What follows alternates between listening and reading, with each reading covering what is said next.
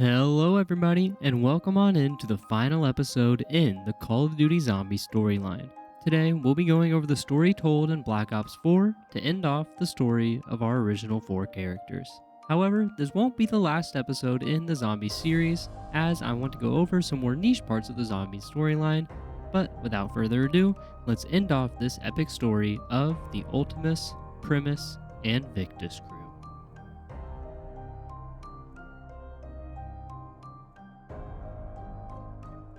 The first location that Richthofen decides to take our crew to this time is an old familiar face, Mob of the Dead, though this time it's been renamed to Blood of the Dead, though I wonder why. He arrives, but their teleportation leads them to a different spot than they would usually enter, and this throws off the timing of everything. This one little slip-up will lead to tragedy. The Primus crew arrives and they make their way through the halls of Alcatraz, arriving at Richthofen's secret laboratory. Then, we see a different version of Richthofen appear and give our version of Richthofen their Canorium, telling him to read it again, and that the story is now changed. Now, while the warden is usually only a big problem for the inmates of a prison, I'm now going to explain why he's about to become the Primus crew's worst nightmare. So you may remember the big bad guy from Black Ops 3 being the Shadow Man. Well, the Shadow Man reached out to the warden of Alcatraz, and he made a little deal with him. No! Contraption! Hear me. Yes, I can hear you. Apologies, my lord. I am here. Calm, faithful warden, calm. I bring glad news. The world that you seek is near at hand. Oh, thank you, my lord. Thank you. I've done my best to prepare the way. Please, where are you now? Hidden. Trapped. Waiting. I see. Tell me what I must do. 4 souls in your possession, 4 arriving soon. With the first, you will transform the island. Salvatore DeLuca, Finn O'Leary, Billy Handsome, Al Arlington. Salvatore, Finn, Billy, Al. Yes, my lord, I know these names. Their sins shall be their undoing. Their eternal punishment through your sacrifice will ensnare another. His ultimate reckoning. A trap for another. Forgive my ignorance, Lord, but how will I know what to do? Sir, it's me, Stanley. We have a situation. Damn the situation, Ferguson. You handle it. I am not to be disturbed. Wait. Listen. I'm real sorry to interrupt your prayers, sir. But there's been a murder up on the roof. It's Al Arlington. Arlington. Yes, sir. Part of some kind of botched escape attempt. We got Sal DeLuca and his 2 cronies in custody. Looks like it was them. I'll be right there. I'll be right there. The warden becomes a pawn for the Shadow Man, and the Shadow Man instructs him to kill himself on the night when the original 4 mobsters would have been killed by the electric chair. This sets up not only their time loop, but now, because Richthofen messed up his teleportation, it allows the warden to trap them in the time loop as well. The time has come. The sponge is wet on my crown. The cap screws tightened. The switch in my hand. Oh, I'm going to burn. Oh, the fools. They want justice for the toll I've extracted from this forsaken island. Sir, there's some men from the Bureau here. I stalled them as long as I could, but they're on their way to your office now. What do you want me to tell them? Justice? There is no such thing.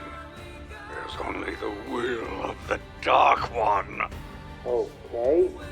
I'll just tell them you're not feeling so well then, yeah? Do as you wish. Run, hide, beg for absolution, and perhaps he will be merciful, as he has been with me. Do not weep, my dear Warden. My lord, you're here. Of course, more or less. The threshold awaits, my friend. Yes. Yes, the threshold. One last flash of light, and the sun shall vanish into the sea. And the darkness? The darkness shall spread. Through every fiber of creation it shall spread. Listen, I told you, he ain't here. Went to see some special doc on the mainland. You guys are wasting your time. I shall be its instrument. Oh, come on, guys, cut me a break. I shall bleed the chosen few. Better hurry. The gateway will open, and paradise will fall. Ah!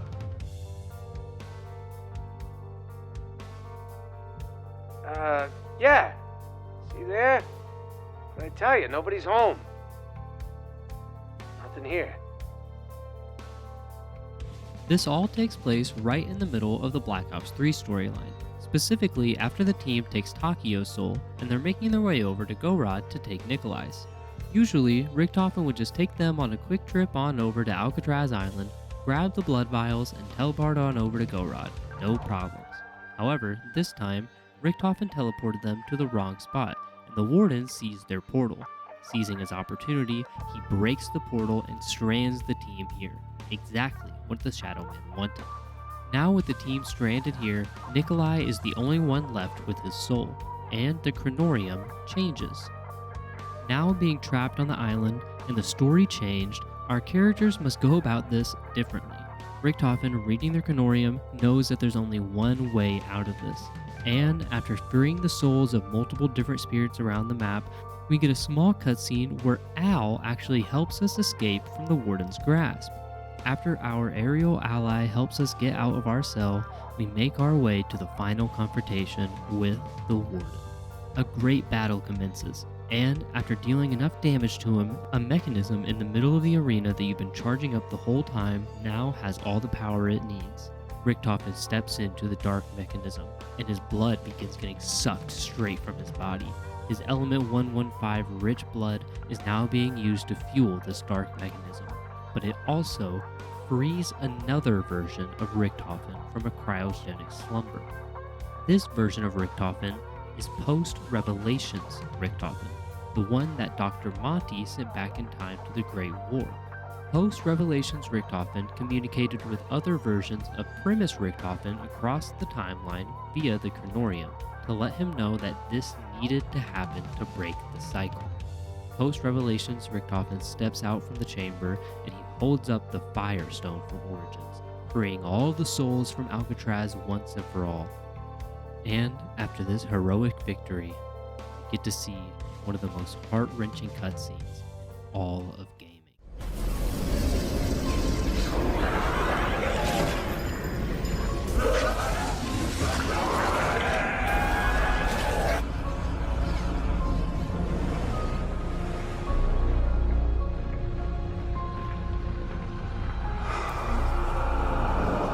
Listen to how the spirits sing. They are free of this realm. Ain't that swell? Does that mean we win? I would be greatly relieved if that were so. I am in no hurry to ensnare my mortal soul. That will not be necessary, Nikolai. The future has changed.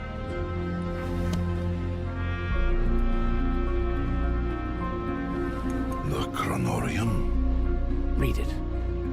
Learn of your true calling. You must keep your soul.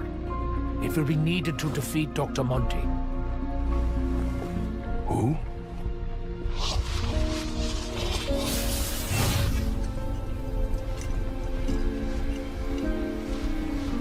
Hello?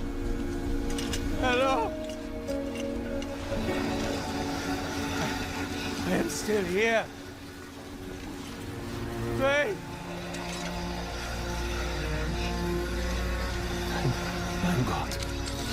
What have I done? I honestly thought you were going to let me bleed to death. It was so sad. The cycle is broken, Herr Doctor. As such, insurance policies are no longer needed. I wish I could tell you I was sorry, Edward. But I'm not. No! No, you can help me! You're a doctor! Wait! Don't you know who I am? I have been witness to miracles and calamities! Dimensions born and collapse! I walk a path no other can take! I want to be me. Someone who did all the hard work!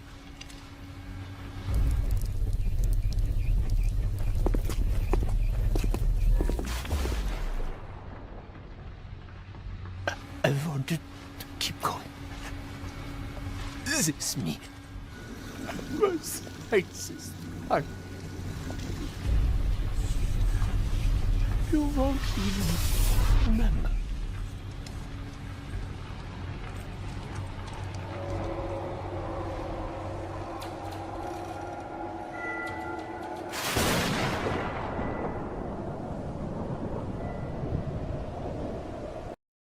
Now, under the leadership of a more experienced Richthofen, he hands over the Chronorium to Primus Nikolai, the only one who still has his soul. Nikolai is instructed that it will be used to stop Dr. Monty, though he has no idea who that is yet. They haven't made it to Garad Krovi yet, so Monty hasn't even reached out to them.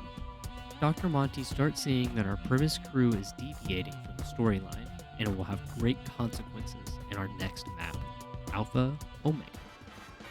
Before we make our way on over to Alpha Omega though, our team decides that they need to make a stop over at the Pentagon to revisit the Ultimus crew, who's now trapped there after the events of Moon. The events that Ultimus Richthofen did in Moon with all of his teleportations and his messing with the ether caused a temporal shift, making it to where there were two branching storylines after Moon, the one that we followed that ended in Buried, and one that sees the Ultimus crew get captured by the CIA and held at the Pentagon. This is the one that we're visiting with the Primus crew right now, and the Primus crew comes to help break the Ultimus crew out to help on their journey in stopping the Shadow Man and Dr. Monty. Classified doesn't give us a whole ton of story, however it does tell us the reason as to why the Ultimus and the Primus crew are now working together in the future maps.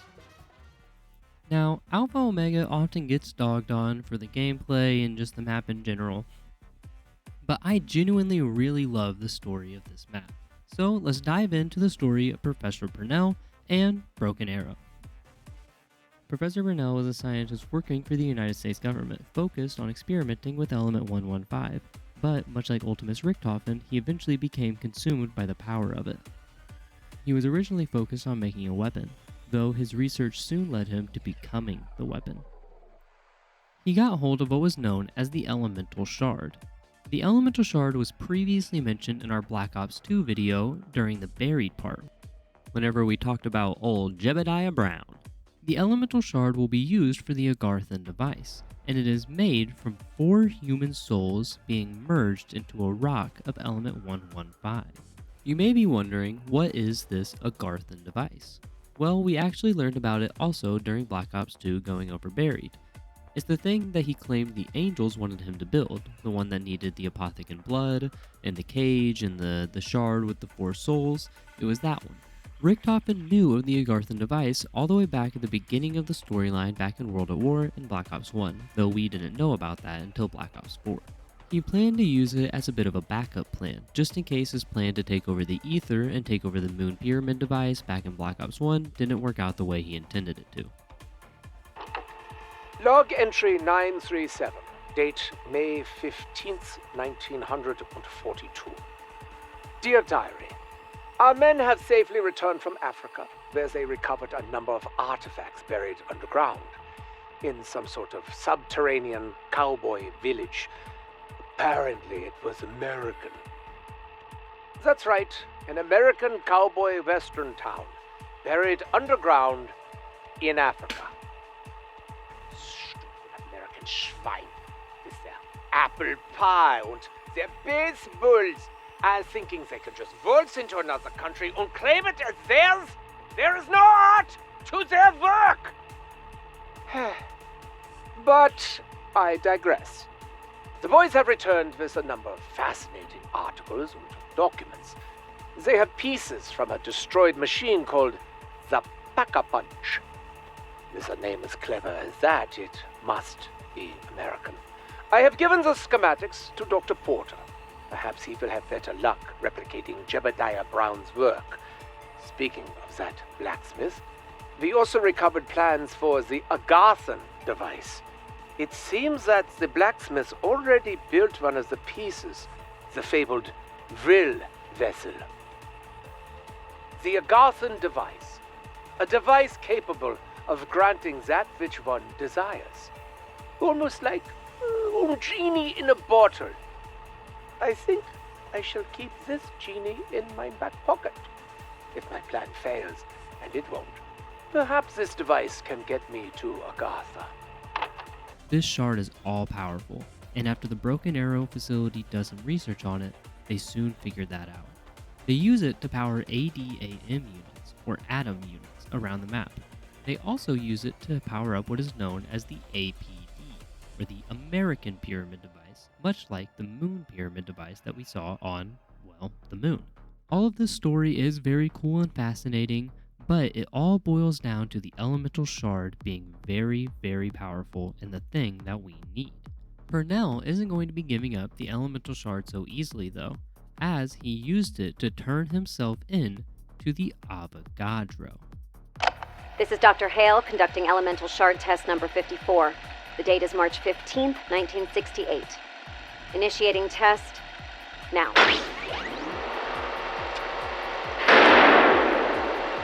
What's going on?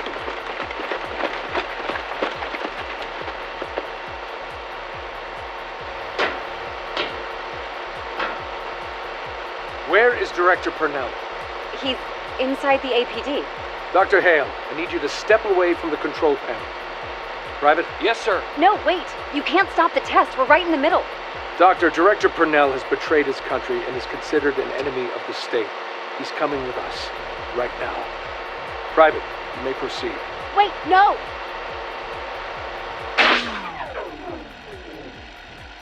What the hell? The whole facility just lost power. What? What have you done to me? Everybody, stand back! What the hell is that thing? Director Purnell? Cornelius? Director Purnell is no more, and all of you are unwelcome. Sir, we have a containment breach. Nova 6 gas is leaking throughout the facility. Everybody here! The gas is the least of your concerns. Open fire! Private, get on the horn. We need reinforcements. Doctor, we need to get the hell out of here. None of you are leaving. And my ascension may now begin. You may remember this electricity-ridden entity back in Transit. However, I never mentioned him back then. He wasn't super important for the storyline back then, just being a regular old boss that you would use to help with your progression through the Easter egg, but now he's got a bit of backstory. We also know that since he's from the Broken Arrow facility, that Russman actually also knew him, which is a little fun fact. Our premise crew now arrives on location, and they know what they must do. They must take down the Avogadro and retrieve the elemental shard. There's much more story to be told about the Broken Arrow facility, but that's going to be one of the first videos that I actually make going over more of the zombie storyline, so I'm going to leave that for later.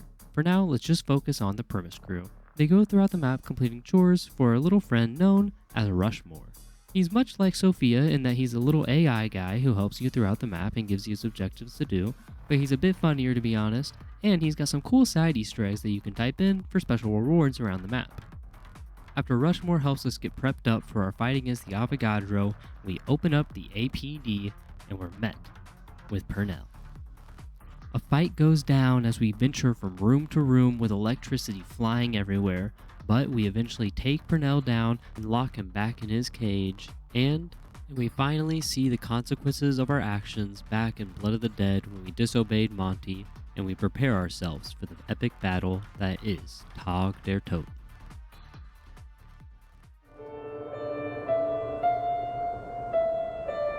Happy, Nikolai? Everything playing out as the Chronorium predicted.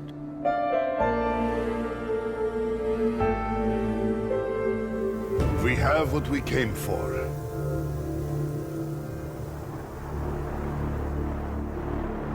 The elemental shard. Hooray for us! It's too late! Maxis?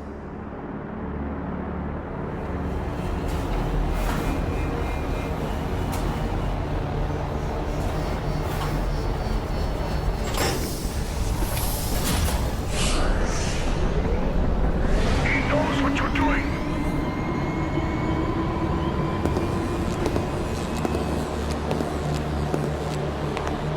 Who knows? Who does he speak of? Dr. Monty. What's happening, Nikolai? You are too late.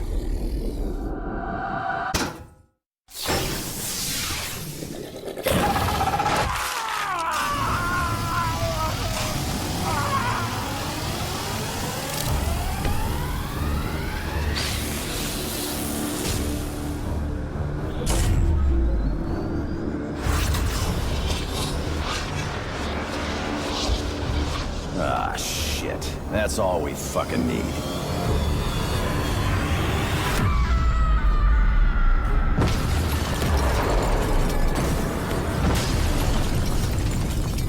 Hello, Samantha. Who is the boy? That would be us. We're going to fight the war, Eddie. The great war. Then, we're going back to the house to kill him and burn it all to the ground. Agartha, the ether, the infinite, everything. Arriving back on the scene of Call of the Dead, our Primus and Ultimus crew actually decide to set this one out, sending the Victus crew out to do their dirty work. Stuhlinger can still hear Zombie Richthofen from the original storyline that ended in Buried. Nikolai and Zombie Richthofen work together, and their plan is to get the Agarthan device. Zombie Richthofen thinks that they're doing it so that he can retrieve power back from Maxis, but they're actually doing it to help Nikolai save the universe. Our crew already has the metal vessel that Jebediah Brown so generously built for them back in Buried, and they just recently got the elemental shard from Alpha Omega, so the last thing that they'll need is the blood of an Apothecon god. This normally would be extremely hard for them to get, as the only known location to get this is at the bottom of the Pacific Ocean. However, the Ascension group back from Black Ops 1 actually already made contact with Pablo Marinus, a hermit who's been living at Call of the Dead this entire time. Pablo Marinus was originally a test subject of Edward Richthofen's back in the Black Ops 1 and World at War storyline. However, he was presumed dead after Harvey Yena and Richthofen did an experiment on his spleen, which he flatlined from. They presumed him dead and threw him out. However, he ended up living, but after the war ended and the zombie outbreak ended Group 935, Pablo was left behind, being the only living soul left on the island. He was trapped here for years and he attempted to escape many times, but he could never do it, just being sent back to the island over and over, and he would always have these weird dreams. Day 3682, I think. Last night, I had a dream. A dream I have not had in many years. Like the ones I used to have at the Eisendrache. I dreamed I was in medieval times, during a great war, a war to end all wars. In this dream, I am attacked by one of the great beasts. It holds me within its grasp, about to end my life. When I am saved, spared by a man in cloth, not a priest, someone more powerful. He wields a staff of fire. I see 4 heroes stand atop of a mound. The 4 raise their staffs in unison, and suddenly the knights know the war is not lost. I rejoin the fight, and fight alongside my king. For years I had dreamed of this war. I wonder, perhaps the Germans' experiments warped my brain, my sense of space and time. He thought I died, but it was only that my mind had transformed. I have been here 10 years. No one has responded to my radio message. Is there no one out there? Am I even on Earth? Or am I caught somewhere in between? Every time I try to escape, my raft always brings me back. This place is my prison. But is it a prison? Perhaps it is more like a waiting room, a purgatory of sorts. Perhaps my dreams are much more. Perhaps they are visions of what is to come. And perhaps it is here I must wait for what is to come. They will come for me. Knowing he has a purpose here, he stayed, and eventually he made contact with Harvey Yena. After Group 935 disbanded, Yena went to work for the Ascension. Operation Paperclip happened, which did actually happen in real life, but in the zombie storyline, it involved Group 935 scientists as well. Some of them were sent to the Russians, and some of them were sent to the Americans. Harvey Yena, being an American, wanted to play a double agent role and get more information for the Americans, so he decided to go over to the Russian side. While working with the Russians, they were able to get a transmission from Pablo at Call of the Dead, and they got the location of the Apothecary blood.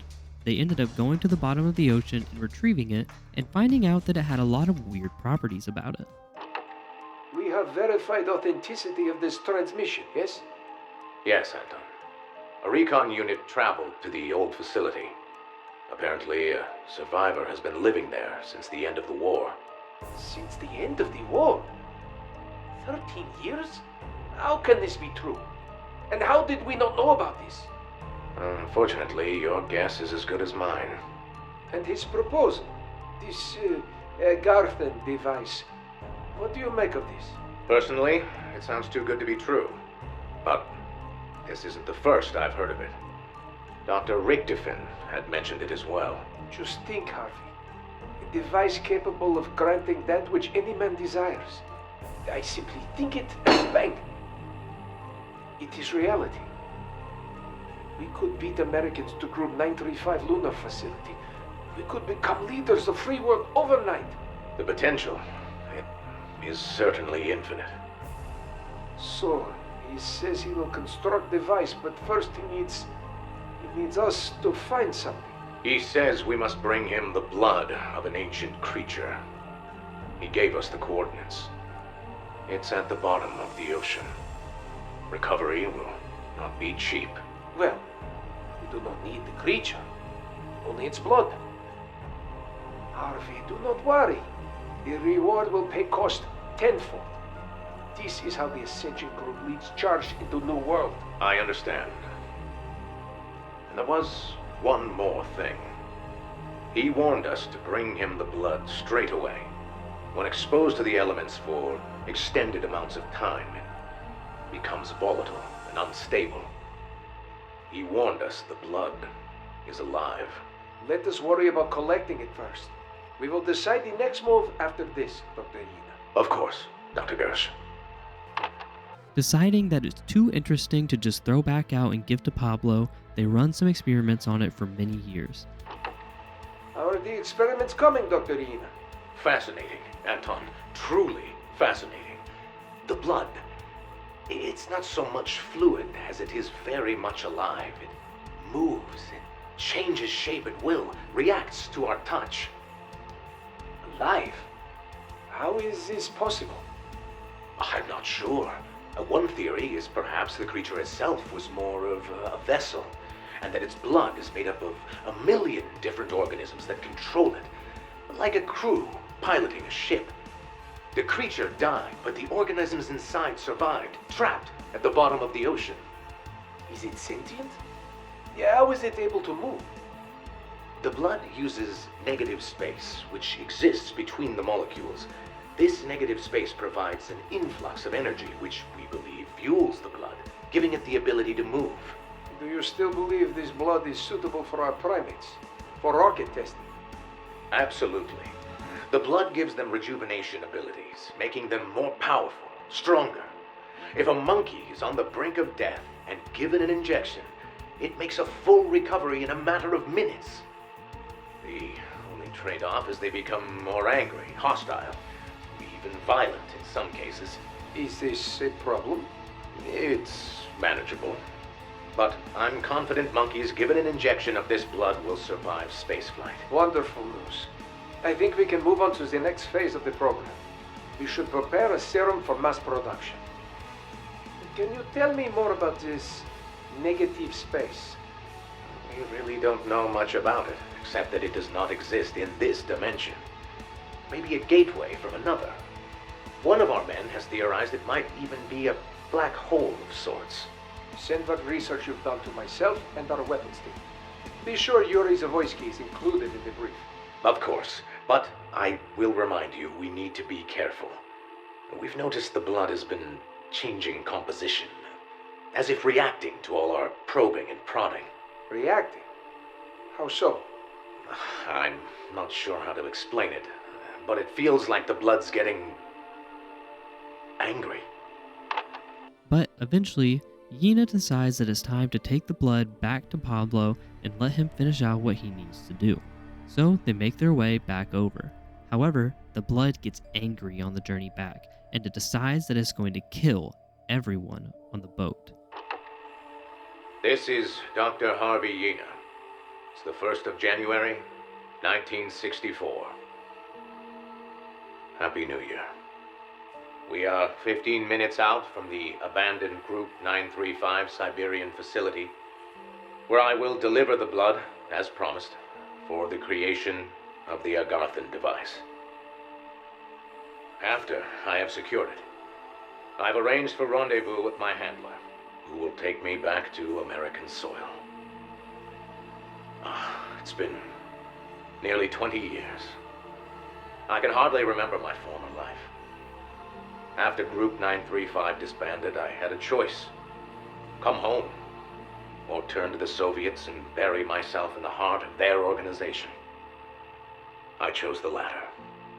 When again would America get such an opportunity?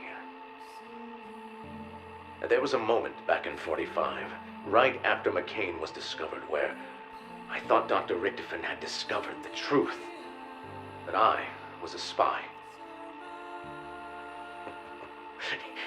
He was right, of course. But it turned out Dr. Richtofen had his own problems with Group 935. It's time to go back home. Darn it, if I'm not excited to eat a hot apple pie and catch a game of baseball. What the? Sir, he's broken containment! What on earth is going on? The blood. It broke containment. It started attacking the guard. Follow me. We need to move. Now. Sir, go! The boat then arrives in Tunguska, but without the crew, there's no way to transport the blood to Pablo, so it goes untouched. And now, the Victus crew has arrived, and their goal is to work with Pablo to get this blood and save the universe. After running around the map to build and calibrate the Agarthan device, it is then sent back to the Primus crew, and we get to watch the saddest cutscene in all of gaming.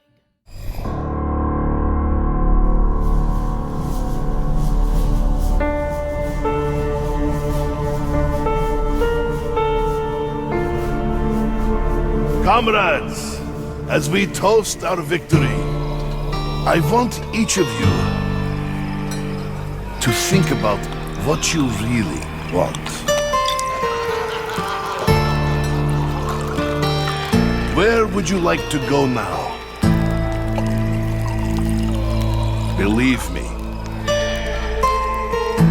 you can have it.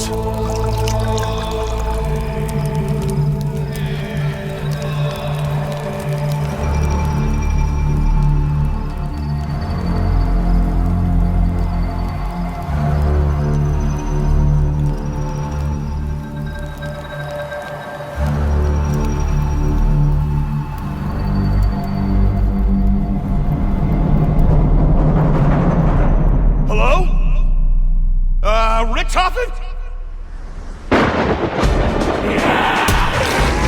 Has something gone wrong? We did everything you asked! You haven't forgotten about us, have you? No, Sammy. I haven't forgotten about you. It is time, Richtofen. The multiverse must come to an end. The paradox must be resolved. At least, it will be quick.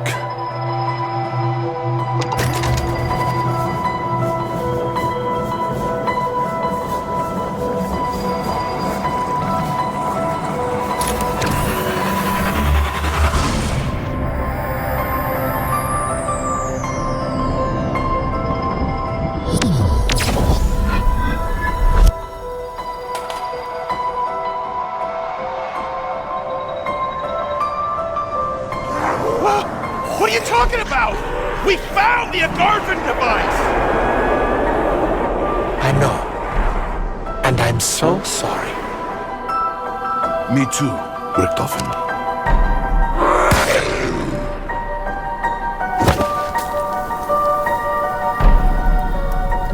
We fought for what we wanted. We got more than we deserved. All the chapters of our lives, good and bad. Even if there was no witness, even if no one cared to see, it still happened somewhere. We fought the Great War over and over, but victory could never be ours. We were always doomed to fail. Monty told us the truth. Our journey is the very reason this madness exists. We are the ones who fractured the universe. This is the truth the Chronorium showed me. The truth Richtofen could no longer face. When we are gone, so too is everything that spewed forth from the ether. Element 115, the Apothecons, even Monty himself. All of it will be banished to where it belongs. The Dark Ether.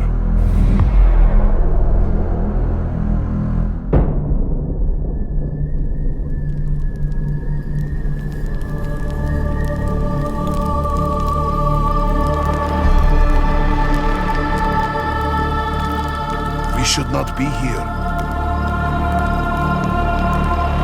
Our time has passed.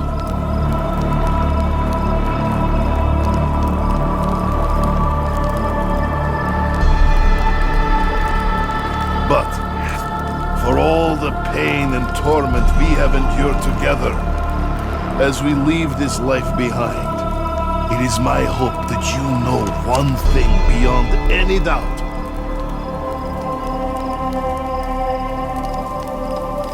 Look away, Eddie.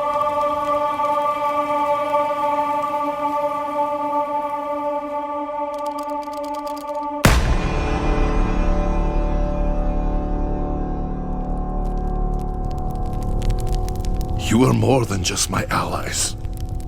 my brothers in arms. You were my friends.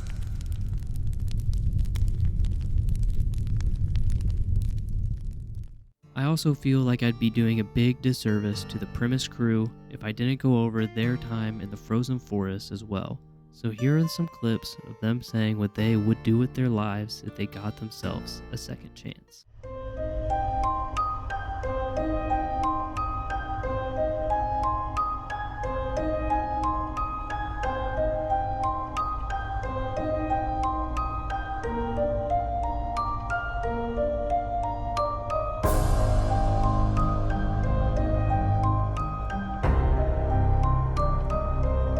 I would like to return to my home, my beloved, before the bombs fell, if only to die by her side.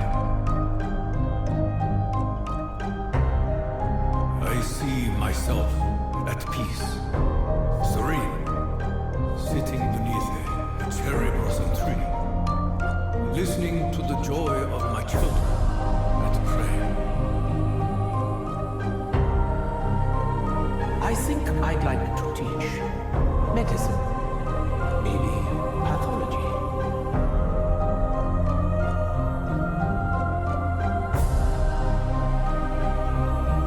You know, the more I think about it, the more I think I'd be a darn good DI. Get those kids toughened up.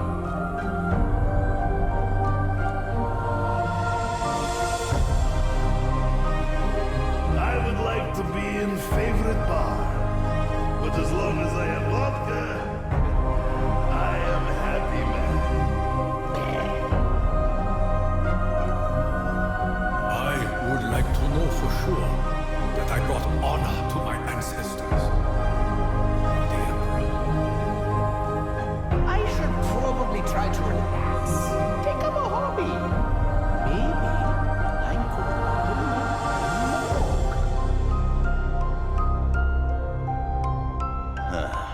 Let me think about it. Wherever I go, you know I'll be kicking ass.